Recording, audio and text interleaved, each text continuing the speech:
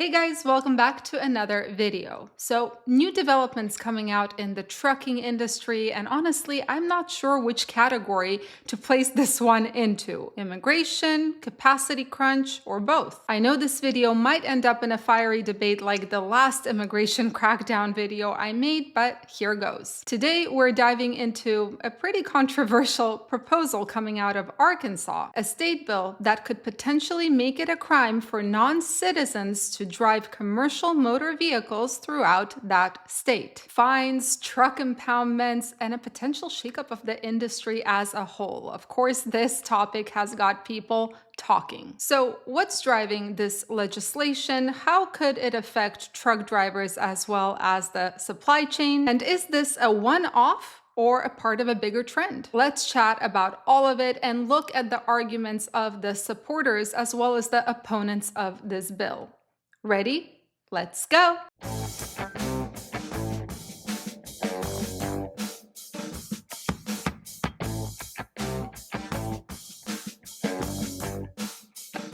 So first question, what is this bill all about?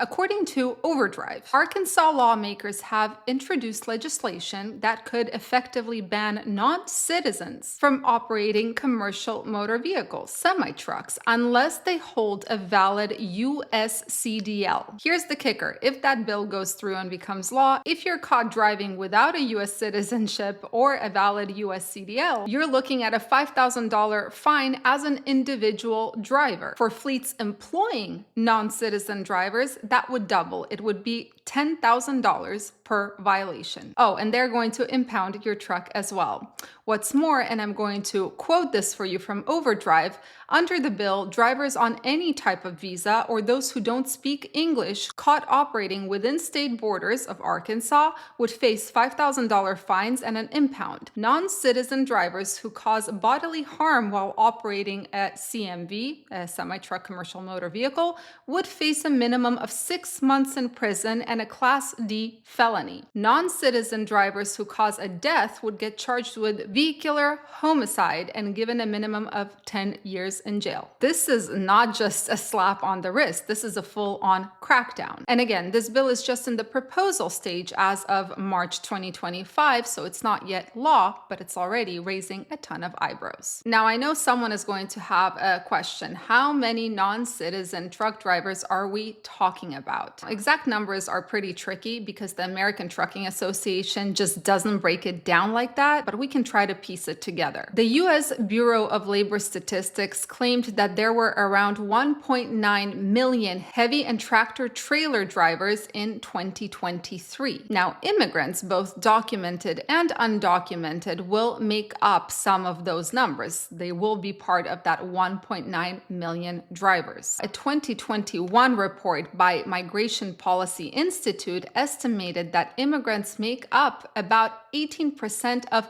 the transportation and warehousing workers nationwide. So it's not just truck drivers, it's just the transportation industry. Now, when we're talking about immigrants, we're not right away assuming illegal immigrants, right? But in an industry that's screaming about driver shortage, which, by the way, again, I'm going to say does not exist. This is a false claim that unfortunately stuck like superglue. There is a driver retention problem in this industry. Still, because there is that widespread idea of a humongous driver shortage, there are folks, carriers, that are going to do things to fill in those gaps. To top it off, we can't forget about the B1 folks who, instead of just dropping off a load in the US and then going back, they end up running throughout the United States. Many report that they're agreeing to cheaper rates because of the cheaper cost of labor. Now, backers of this bill are actually not yet quoted, or at least Overdrive didn't mention them, but the first argument that they could potentially have is safety. They might argue that those who do not have a US CDL did not go through the same rigorous training that folks go through if they get their CDLs in the United States. The second argument that supporters of this bill could have is jobs. Why not prioritize American citizens? And third is enforcement. Arkansas could see this as a way to crack down on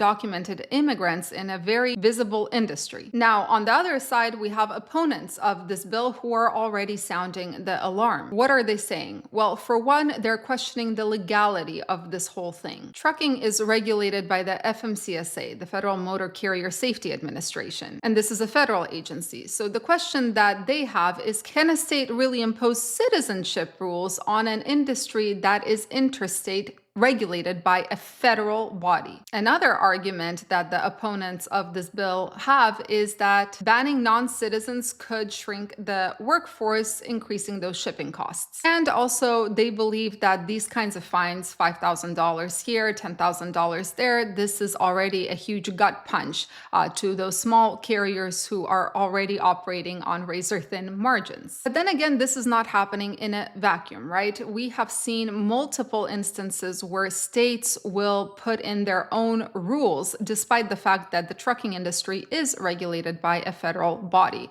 California, for example, with the AB5 law, or banning certain diesel trucks from the road, or Colorado, which is tweaking up their own chain laws for truckers. And now nationwide, we've got debates over emissions, we got debates over overtime pay, over how drivers should be classified, and parking shortages. So Arkansas's move could actually inspire some copycat bills from some states or spark backlash from others. But it's definitely not a new concept that a state decides what they want to do in the trucking industry for their particular state. So the question now is, what will happen if this bill becomes law in Arkansas? Forget about the fact that there might be some copycat bills, just Arkansas.